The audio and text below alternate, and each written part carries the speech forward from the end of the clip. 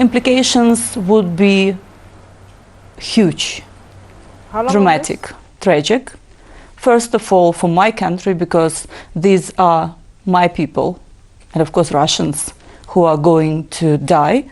But meantime, you will see a lot of economical, maybe energetical repercussions that can occur. And not only in the region of Europe, but globally. And obviously, I mean, Ukraine is quite a very key country. And we know that in the eastern part of the country, there has been concerns around the shelling. And it goes back to the issue of Crimea in 2014, when the Russian Federation annexed that part of Ukraine. And why that part of Ukraine is so restive and chaotic, and we've seen all kinds of concerning reports coming out there. So for last 2 days we see the immense violation of ceasefire. And you know, the ceasefire is conducting under the Minsk agreements.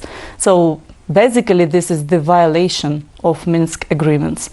And when it comes to the civilian infrastructure, which was affected yesterday, and we are speaking about kindergarten, and I'm sure you saw this picture in the news, it's terrible. I think during last night we had something like 60 times the violation of ceasefire. We've seen President Zelensky talking about a day of unity. And we've seen so many countries supporting Ukraine's struggle, showing solidarity, waving flags, and really just saying no to a war. How are Ukrainians feeling about the solidarity that has been galvanized across the world? Maybe first of all, let's speak why it was on the 16th, why the president called to all Ukrainians all over the world, but not only Ukrainians, but all the nations to support us. Because from different sources we received different dates of possible invasion, which we call the continued invasion into Ukraine, but the full-scale one. And the president just called on all of us to stand united, to not fear, and to show that we will not give up. This was the message, and I'm very proud that it found so many supporters outside of Ukraine, among different governments, presidents. Yeah, so I think it was very meaningful and timely. Ambassador, your message to countries like South Africa and perhaps the African Union as a whole.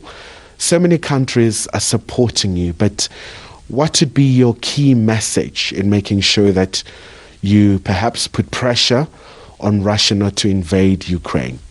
My message and our message is that Ukraine will not give up. We are not giving up, and we will show the value of sovereignty for every country, that all the international society community knows that this is the prevailing right of every nation, of every country. And I think this is the most important message for African countries.